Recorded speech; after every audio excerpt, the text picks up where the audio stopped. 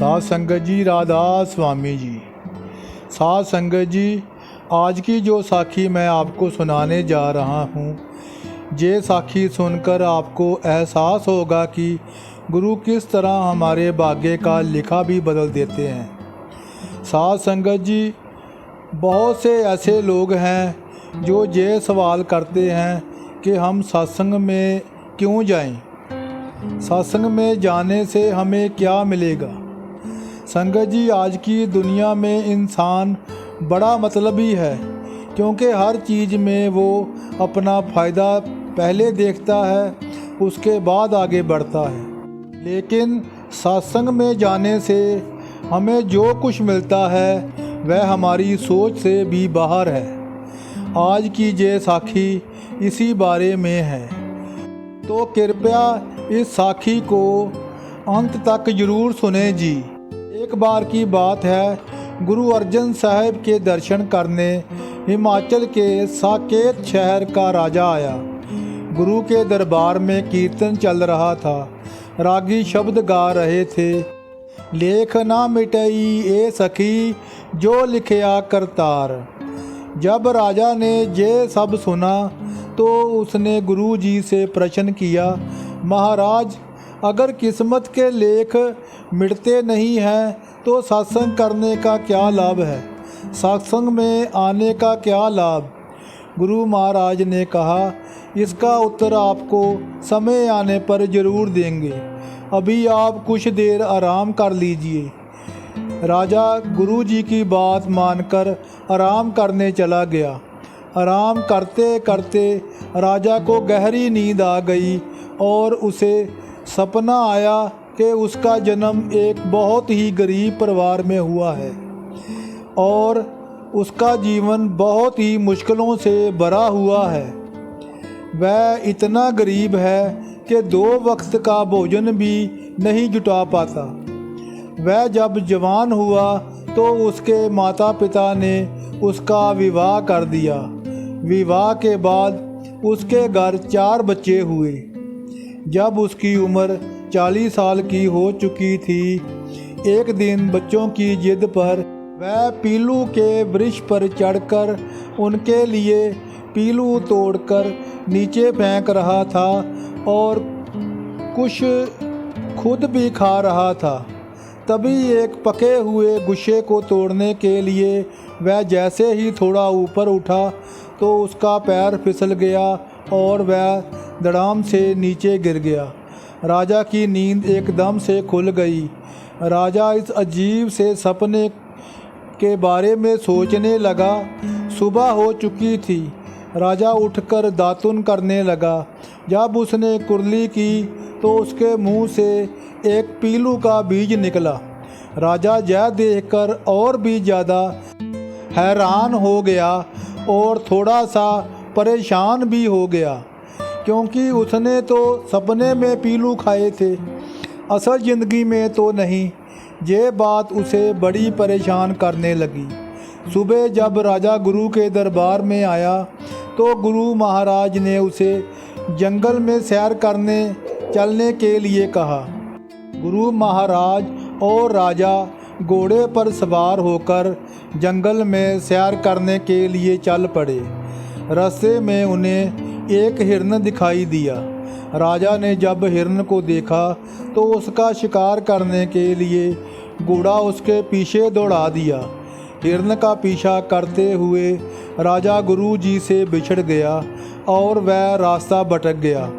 उसे समझ नहीं आ रहा था कि वो किस ओर जाए। शाम का समय हो गया था। राजा भूख और प्यास से व्याकुल हो रहा था तो पानी की तलाश करने लगा। पानी की तलाश में भटकता हुआ एक दूसरे नगर में जा पहुंचा।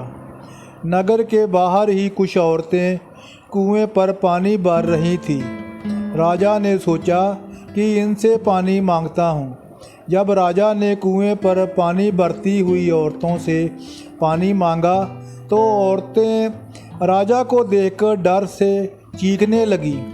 राजा यह सब कुछ देखकर अभी हैरान खड़ा था कि कुछ बच्चे चीखते चिल्लाते उससे आकर लिपट गए। कुछ बड़े बुजुर्ग और एक औरत उसे बड़ी हैरानी से देख रही थी। उधर राजा भी हैरान था कि ये क्या हो रहा है। आखिर सब लोग उसे देखकर अजीब सा व्यवहार क्यों कर रहे हैं? उनके इस व्यवहार का क्या कारण है? राजा को कुछ भी समझ नहीं आ रहा था।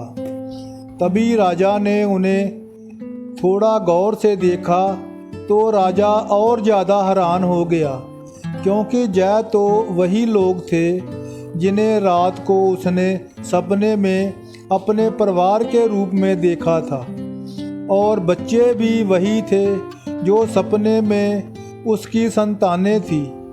राजा यह देखकर परेशान हो गया कि यह सच में कैसे हो सकते हैं।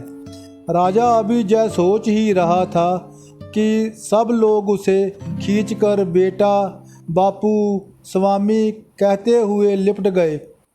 राजा यह सब देखकर बहुत डर गया।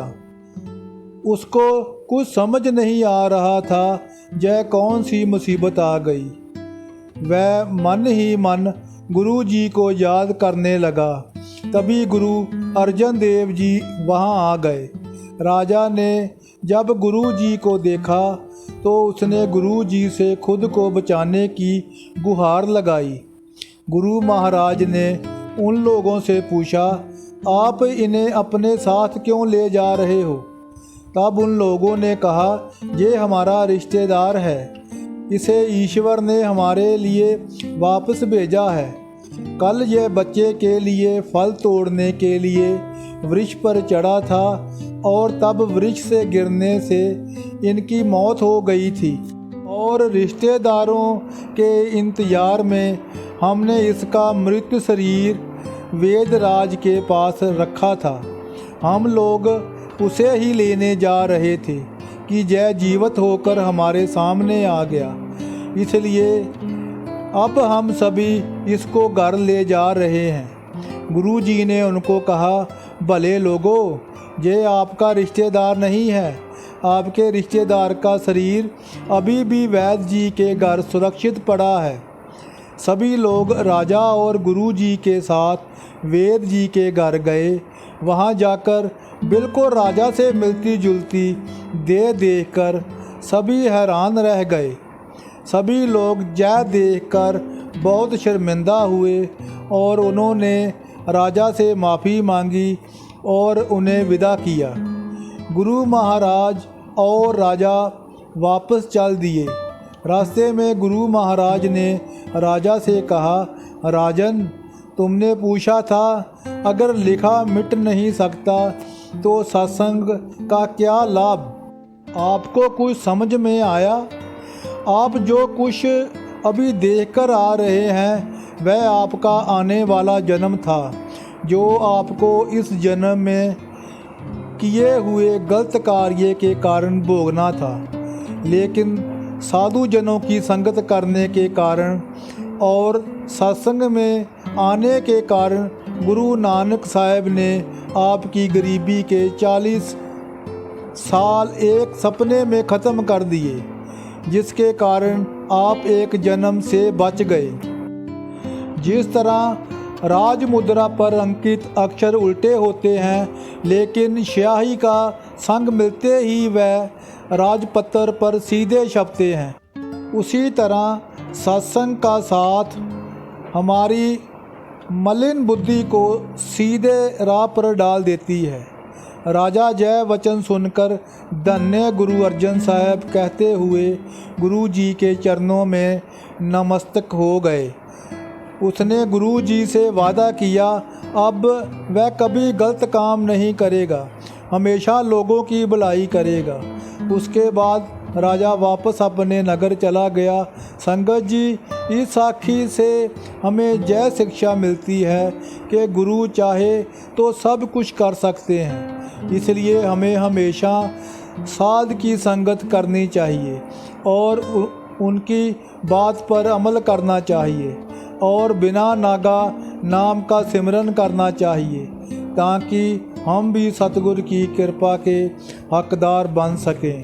साध संगत जी, अगर आपको यह साखी अच्छी लगे तो कृपया हमारे चैनल को सब्सक्राइब करें जी। राधा स्वामी जी।